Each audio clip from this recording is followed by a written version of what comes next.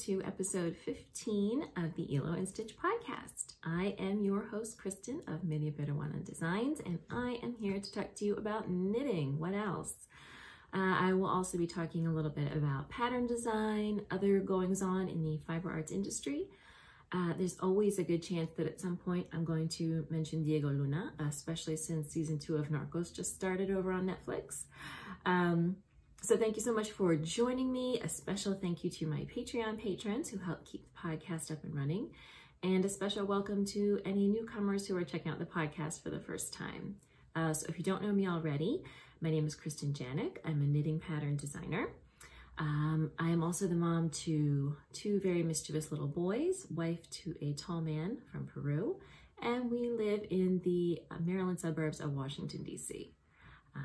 When I'm not knitting, I enjoy Orioles baseball, yoga, vegetable gardening, drinking wine, but it's really mostly about the knitting, so let's start talking about it. All right, so February is about half over already. Somehow seems to be moving along a little bit more swiftly than January. So the first weekend in February, we had JJ's 7th birthday party. This year he asked for a Harry Potter party, and I was more than happy to oblige.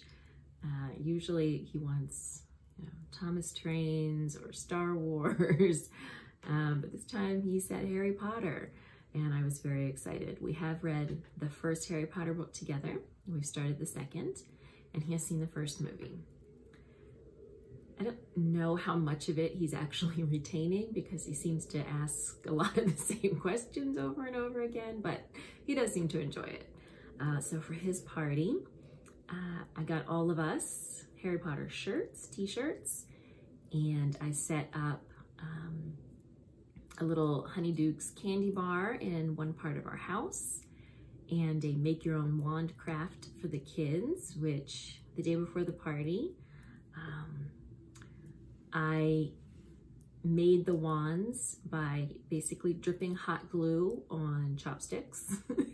It was actually pretty fun. It was probably the most fun part of the setup of the party for me.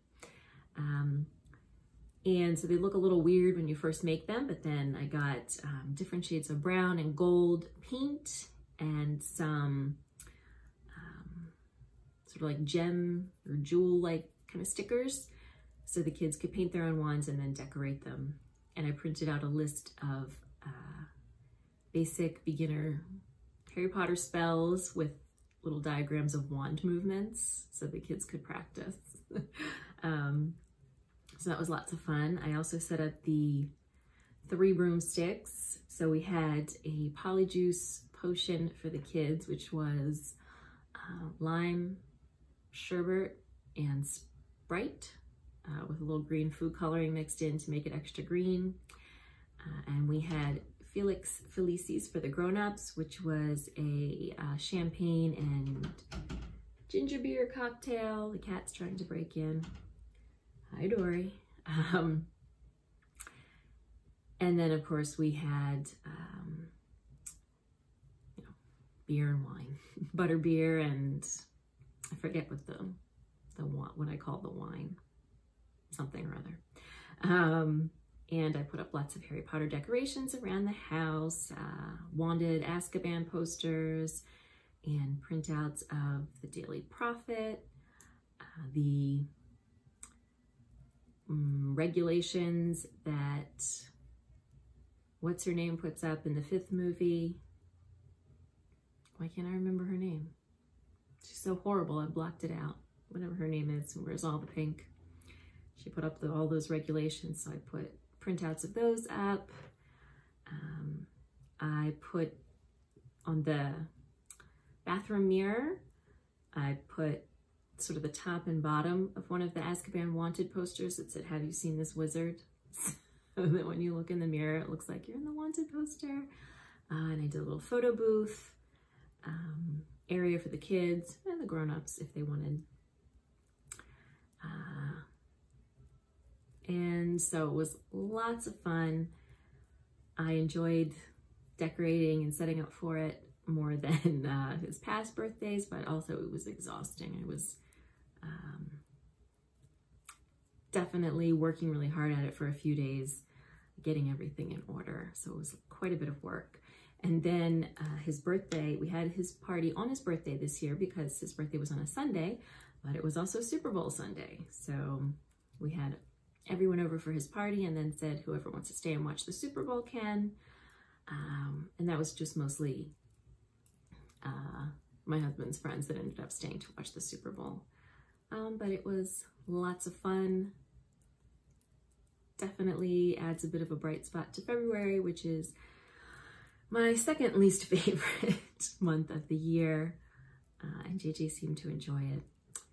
So that was a good time had by all, I think. But now we're just stuck with the rest of February. It's been very rainy, but not cold enough to snow, which has been a bummer. We still haven't had any good snow. And we did have a couple of kind of warm days, but warm and rainy. So it's 60 degrees, but you still can't go outside and enjoy it because it's rainy and gray. And now this weekend we've got a cold snap. So it's back to being cold again, but sunny, so still no snow. But as I had said earlier, the second season of Narcos Mexico just dropped on Netflix on Thursday. Yes, today's Saturday. So we've watched 2 episodes so far. I get lots of Diego Luna. I've been very annoyed because the show is obviously done in Spanish. There are subtitles in English, and a lot of times the subtitles and the Spanish do not match. Mostly when they're using curse words. So either they're putting curse words in the subtitles that aren't there, or they're forgetting to put curse words that are being said. So I don't know what the deal with that is, but I've been finding it very annoying. You know, you can't learn to curse in another language if they're not going to show it to you the right way. But other than that, the show is off to a good start. Miguel Angel, which is Diego Luna's character, the drug lord from the Sinaloa cartel, is the same miserable jerk he was in the last season. And of course, you know, we all know the outcome of this. It doesn't end well for him. Felix Gallardo is still rotting in a prison in Mexico somewhere. The events of the show are in the 80s. And I know somewhere in the mid to late 80s is when he gets caught and goes to jail. So he has been there for nearly 40 years. So I guess we're not going to be able to get too much more out of that story. Although I suppose they do have a Chapo, who I guess was working under Diego Luna's character at this time. So I suppose they could move on from Miguel Angel and focus on El Chapo once Miguel Angel is in jail. I don't know. But 2 episodes so far. I don't know how many episodes there are in the season. We're only watching 1 a day. 1, to stretch it out, but 2, it's really bloody and violent, so 1 episode each evening is enough. But that has been another bright spot in an otherwise long and cold month. And that's about all I have to chatter randomly about this month. Let's get into some actual knitting. All right, I do have a little bit of news and notes this month. The first is that there is a new tutorial here on my YouTube channel.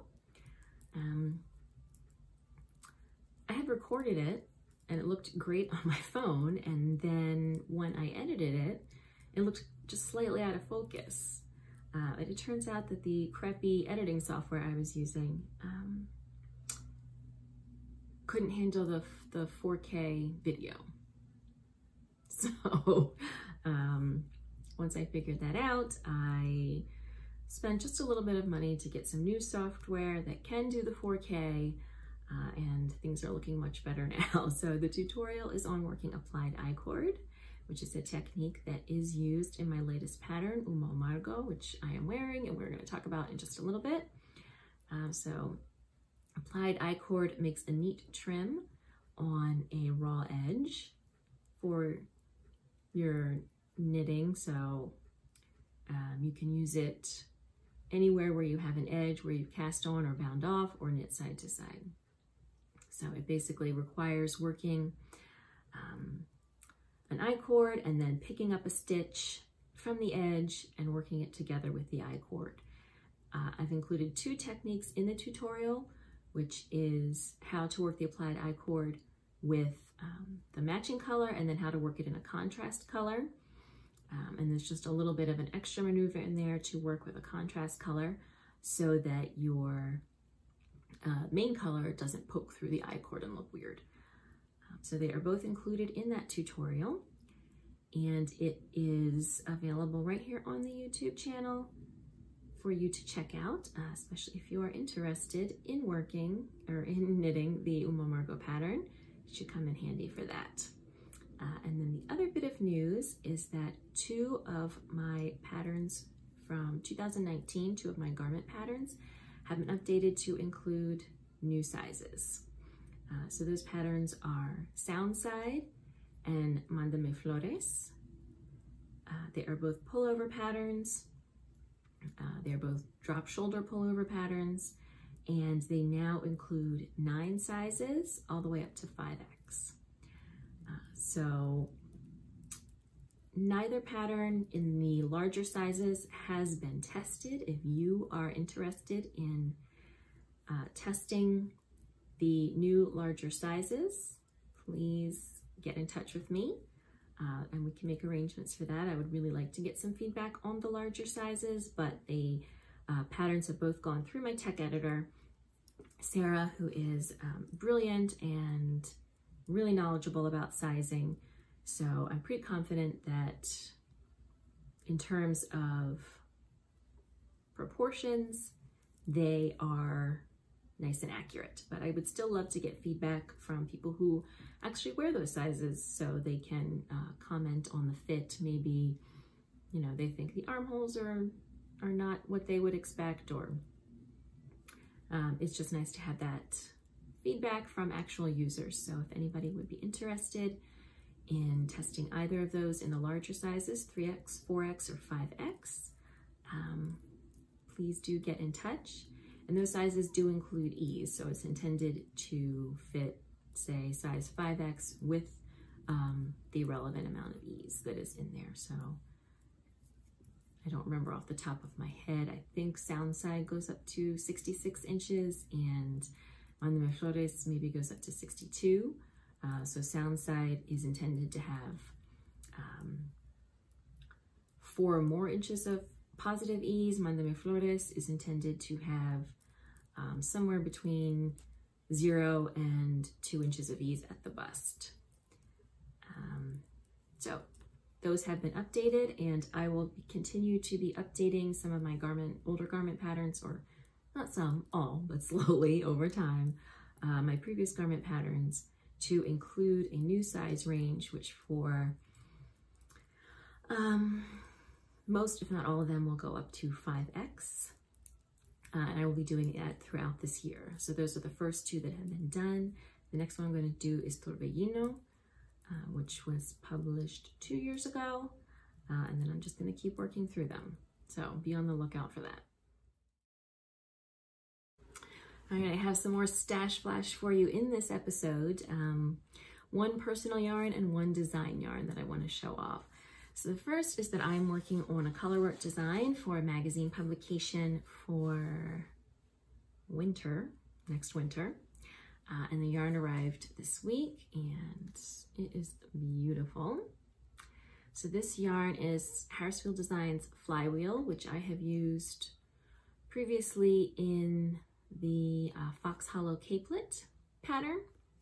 So this is a sport weight, 100% virgin wool, as it says, and as I said, it's a colorwork project, only uses 2 colors, and so I've got this one, which is, let's see if I can get a better, to focus in a little bit more. So this is, you can see, sort of a pale blue with flecks of purple and a little gray. This is called Birch Bark. I love this. And then this one, this is called Penstock. And so this is, it just has all kinds of colors in here. So at first look, I would say, oh, it's a brown, but it's actually sort of this dark blue. It's got shots of green and yellow, and it's just really gorgeous. The depth of color in both of these skeins is stunning. So I will be putting these together in a color work design. As I said, it is for next winter, but the sample and pattern are due in April. So I will be getting started soon. I have been steadily working on some other designs for publication. And unlike the previous design that I was working on for publication, that I ran into all kinds of problems running out of yarn and using the wrong needle size, so far, both of these are going well. One of them I've actually sent to a sample knitter. Just get something off my plate. But the other one is the one that uses that crazy heavy yarn. This one. And so that's going well. So I'll be starting on this one once both of those are done for those publications and deadlines that are coming up. And then I have more yarn from Fiber for the People. I got my 5th, I believe it is, club yarn from the Oxide Club. Look at this. All right, again, so let me get my face out of it so we'll focus on the yarn. Tap on it, maybe that will help. So like I said, this is the 5th one. And for the club, I got a half and half. So the first 2 skeins I got were fingering weight, and then the last 3 skeins are the, it's a DK weight BFL, I believe. Yeah, BFL, Superwash BFL. So this is the 5th one. And again, you can see how perfectly she nailed this photo. And that's just amazing. Absolutely gorgeous. As usual, I have no idea what I'm going to do with it. She said that, let's see, soft oxidation of copper, pale minty green. So that was more of her inspiration for this one. And the BFL is 246 yards. It is, again, BFL is just a little bit less soft than, you know, your typical Superwash Merino, but it can still be worn next to the skin. I don't know if I would put it, yeah, I think it could go around the neck. So maybe a cowl, maybe a hat. Again, I think I had said previously that the framework bralette is knit in DK weight, and I definitely would not use BFL for a bralette. I don't think that's the right area of your skin that you want it, but pretty much for anything else. So this will go into the stash, but it is beautiful as always.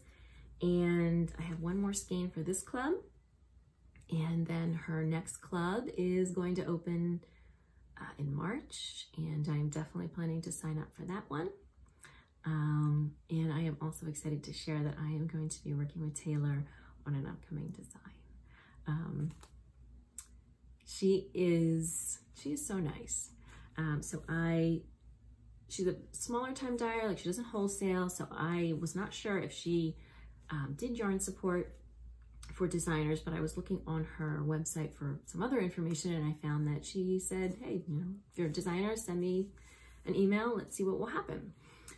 So I did, and I sent her a sketch for a sort of spring top that I wanted to do that would combine fingering weight and mohair.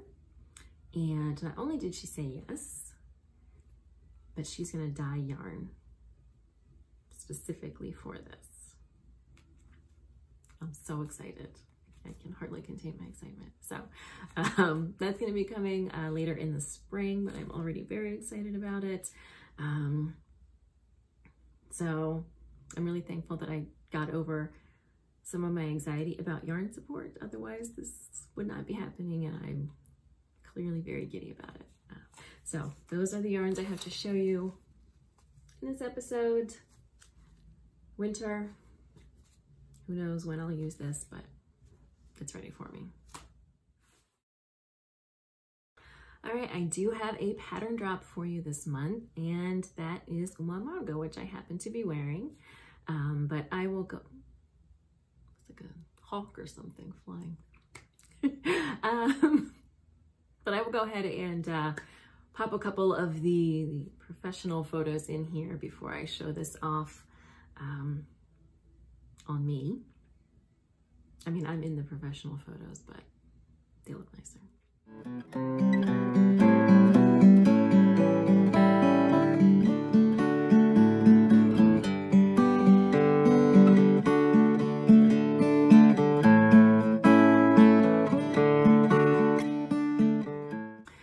So this is Uma Margot. This is my new sweater design. This is worked in Harrisville Designs Nightshades. If you're not familiar with that yarn, it is yarn that is a black base, but each of the colorways has the black blended with a dark shade of another color. So this one uses 4 shades. Which is a black with a red, a black with a purple, a black with a dark blue, and a black with kind of a blue-green.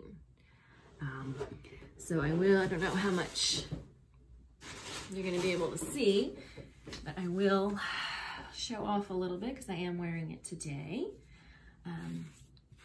So if I get closer to the camera, you can see a little bit of the color difference. So it's red through here, then transitions to the purple, to the blue, and to the teal, or dark blue-green. The sleeves are purple down to the dark blue, and then teal for the cuffs. It's very hard to see just because the yarn is so dark. On the back here, there are these 2 Latvian braids. This is where the pattern starts, from a provisional cast on at the back. So the 2 Latvian braids run down the back, and then the sweater is worked around to the front. And so then on the sleeves, I've mimicked the Latvian braid with just a column of slipped knit stitches over the garter stitch. You can see right here really where the color transition is. But if I back up and I'm out of the light, it just looks like a black sweater. So it has, hair out of the way, a V-neck, which is shaped with short rows. The sleeves are a little bit puffed, so there's a little bit of tapering along the sleeve, not as much as usual. And then right before the cuff, you work a big decrease round so that it gives you just a little bit of puff right by the cuff. The bottom is worked with the teal yarn, a little bit of a contrast here, just simple rib. And then there is no button band, it's an I-cord edge. So the tutorial on the YouTube channel on the applied I-cord will work very nicely for this project. So you start the bottom right and just work all the way up around the back of the neck and then down the front. I really like this because I almost never button my cardigans, and if I do, it's just a couple of buttons here. So if you made this sweater, you could use a shawl pin to hold it closed. You could attach toggles to the I-cord trim if you really wanted to. So it is an open front, but it is designed to meet in the middle, you know, if you really wanted it to. So this is the size small 38, and it's got about 3 or 4 inches of positive ease on me. So this sweater was sort of designed on a whim in that the yarn I originally bought for a selfish sweater, and then once it arrived, I realized it would fade really nicely into the concept for a cardigan that I had already sketched out, which was that a garter stitch cardigan works side to side. Unfortunately, that means, you know, there was no yarn support arrangement, so I'm not getting any kind of promotion on the other end from the yarn company, but that's okay. but I am very happy with how the pattern turned out. This is definitely a nice, casual, easy fit cardigan. Obviously you could definitely use another yarn. You could skip the whole color fading bit and just work it in a single color. But I really like the way that it just kind of looks like a black go with everything cardigan until you get it into the light, and then it just has these little hints of color. So Umo Amargo is available in my Ravelry shop for $8. So just for people who happen to be watching the podcast, I have a special coupon code for you. You can use the code BITTERSMOKE1 to save $1 on the pattern through the end of February. So just for podcast watchers, to give you guys a special reward for checking out the podcast, save $1 through the end of the month with that code. And of course, I will include links to all of this in the show notes. I do have some preview knitters for this pattern. I think one of them is actually completed her sweater, so you can check out her photos as well. I'm sure she is linked to the pattern page. I will double check, but I'm sure she is. And her sweater turned out really cute. She faded together some sort of like grays, shades of gray. They turned out really nicely. And there are some other preview knitters who are working on their sweaters. And I will be sure to make sure all of that is linked to the pattern page so you guys can check out different versions of the sweater. But that's what I have for you this month, Umo Amargo. All right, we haven't done a How's That segment in a while, but obviously I've got the new pattern and the name of it is in Spanish. So Umo Amargo, Umo means smoke, Amargo means bitter. So bitter smoke. This is a phrase from a song by Juanes called La Camisa Negra. And he says something about the bitter smoke of your goodbye, el humo amargo de tu adios. I thought it was a very pretty turn of phrase, humo amargo. So that is why I decided to name the pattern that. And it works very well for the dark yarn as well, smoky colored yarn. And also, this is something that I'm going to be doing throughout the year. Is my intention to name all of my indie patterns that I published this year with either a word or a turn of phrase from a song. And I don't know if you follow me on Instagram, you may have caught it when I debuted this. I said that the first person who could tell me the name and artist of the song that the phrase Umo Amargo came from would get a free copy of the pattern.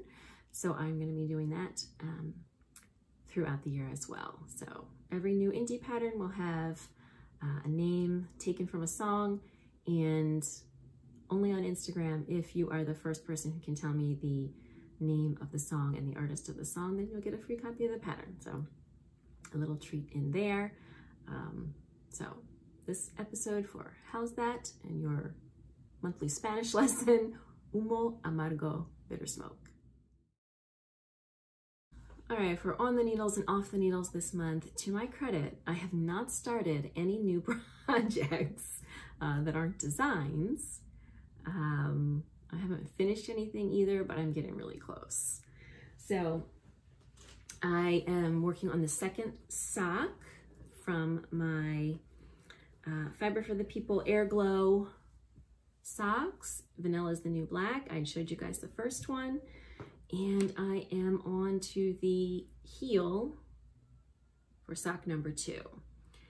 If you are familiar with the Vanilla is the new black pattern, you know that the heel is the interesting part.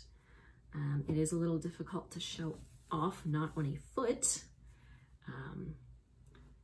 Let's see the best way to do this.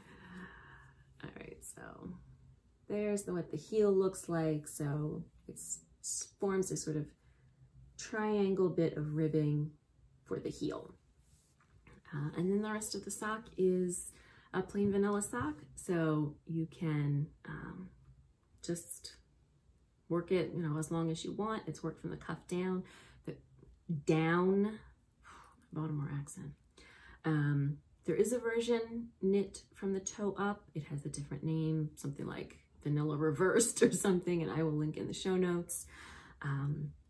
So I do prefer to work my socks toe up. I just happen to already have this pattern. But as I had said previously, I really like it because you only have to focus on the heel. And I don't have it quite memorized, but once I've gotten to the heel and I've read through it once, it's very simple. And I can keep working without having to check back in the pattern, and then the rest is a vanilla sock. So once I get the heel done, I am hoping that these will be done certainly by the end of February. I want to say I can't see why they wouldn't be, but things happen. I am working on several deadline projects, but I need a new pair of socks before the winter ends, and I really want to get these done. So they're nearly there. They're 70% done. And I have made really good progress on my framework bralette. It is almost done. I'm a little concerned that I'm going to run out of yarn. I don't have that much left to do, but I also only have this much yarn, which is kind of a bummer. I'm also concerned that it might be a little too big. It's supposed to have a lot of negative ease, and I'm not sure it's going to have enough. But I have finished the 2 front cups for the bralette, and I've knit both straps to where they need to be to, you know, I'll pick up on the back, knit the cup shaping is the same on the back, and then straps, and then I'll be done. And, you know, I mean, the cups are only, you know, from here to here. This isn't that much. But I'm still a little concerned that I'm gonna run out of yarn. And the cups are very simple to work. So I've already kind of got that memorized. I don't need to keep checking back on the pattern. But I'm just not sure if I picked the right size to knit. I'm not sure it's gonna have enough negative ease. So not now, but probably after I'm done recording, I am gonna go ahead and kind of try this on. It's not, you know, since it's not actually done, it's not gonna be exactly how it's gonna fit, but I really wanna see if this is gonna have enough negative ease. And I'm also not sure if I've maybe have knit sort of the body too long here. I mean, the idea is, she said that it's gonna have negative ease, so then when you put it on, it's gonna stretch this way, which is gonna shorten up the body. But like I said, I'm not sure I have enough negative ease here. So I'd hate to start over, but I do want to get, you know, make something that I'm gonna wear. So I am gonna try this on and see where we go from here. But it is at least, you know, if it turns out that it's the right size, it's almost done. I can have it done by the end of the weekend, maybe. So nothing off the needles, but 2 projects getting pretty close to being off the needles. And no new projects started. I have swatched and I'm ready to cast on my Breeze Racerback, which is part of my Make 9 for 2020. But I told myself I would not start it until I had finished the framework bralette. Now, if it turns out the framework bralette is too big and I need to start from scratch, I will probably go ahead and cast on the Breeze Racerback before trying the bralette again. The other thing with the bralette is this part in the front, let's see, between the 2 cups, goodness sake, out of the way. Okay, this part in the front between the two cups. You can see this is reverse stockinette, and then there's this panel of stockinette in the front. That's a little wider than I would like. Her original iteration of this pattern had that bit a little bit smaller. So if I start over, I think I would go ahead and make that just a little bit smaller. It's 6 stitches, I think. Is it 1, 2, 3? Yeah, 6 stitches wide. I think I would maybe make it 3 or 4.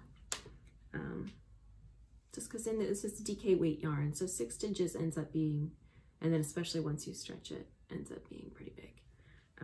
So if I have to start over, I think I would make that modification. And as I said, I will be finding out in the very near future whether I have to start that over or not. And if so, I will probably pull it out and go ahead and give the Breeze Racer back a try first. I haven't made any progress on any of my other Make 9 stuff. As I said, I am working on a lot of deadline projects for fall and winter publications. Once those are out of the way, I hope maybe we'll see a little bit more time for personal / selfish knitting.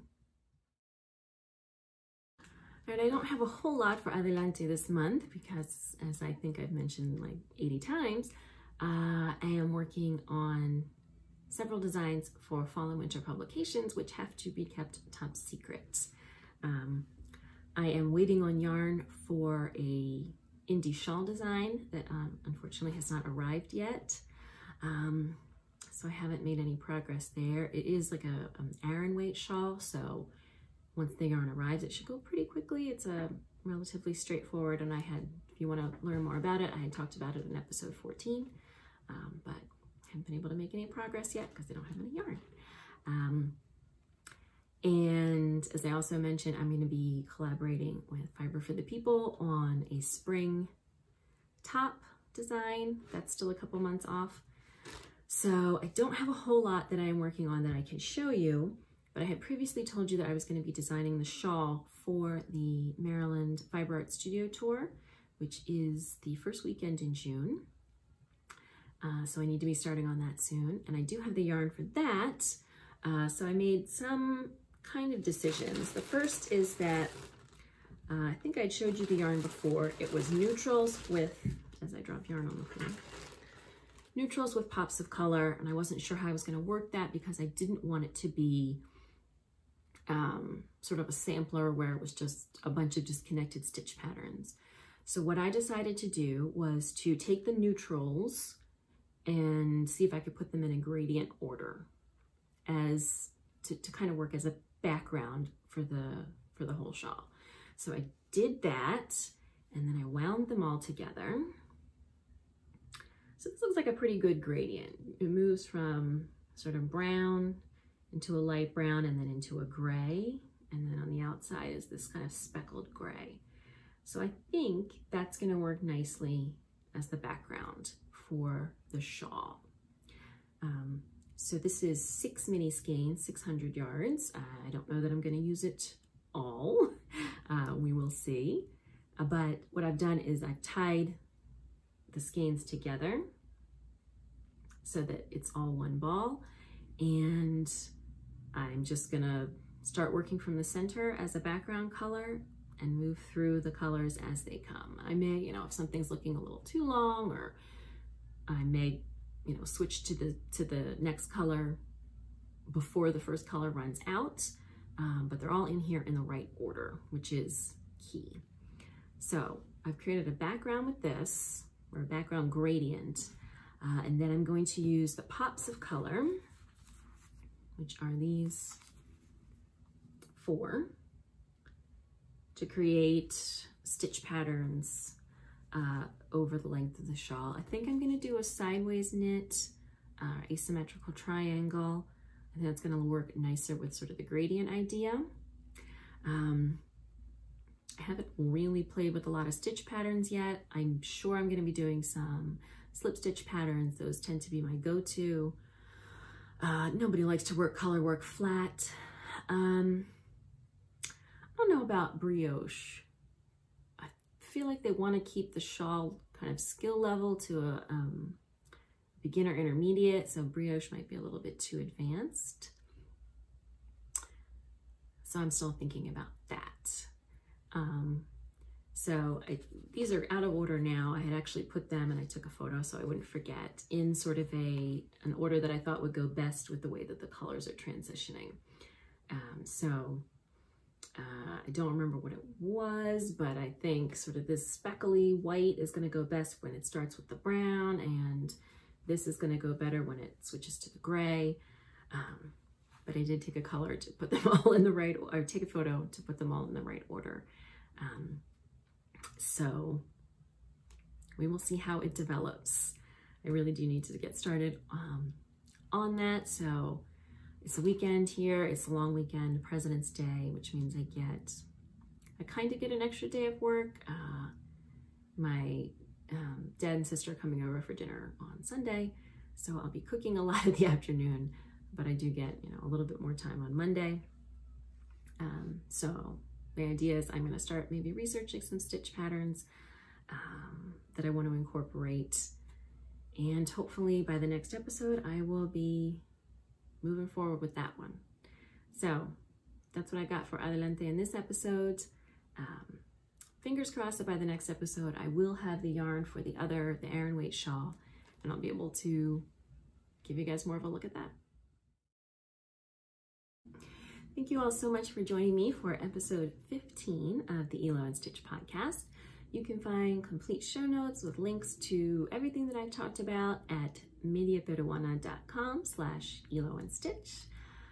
Again, a special thank you to my Patreon patrons whose support helps keep the podcast up and running.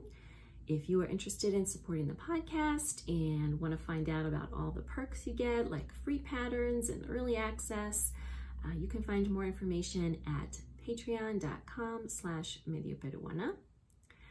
If you are looking for me on social media, you can find me on Instagram and Ravelry as Media Peruana.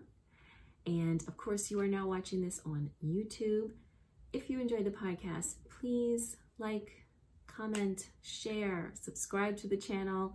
That all helps to increase the reach of the podcast, find new viewers, and also while you're here, check out some of the free tutorials or the Knitting Design Studio vlogs that I also have up on the channel.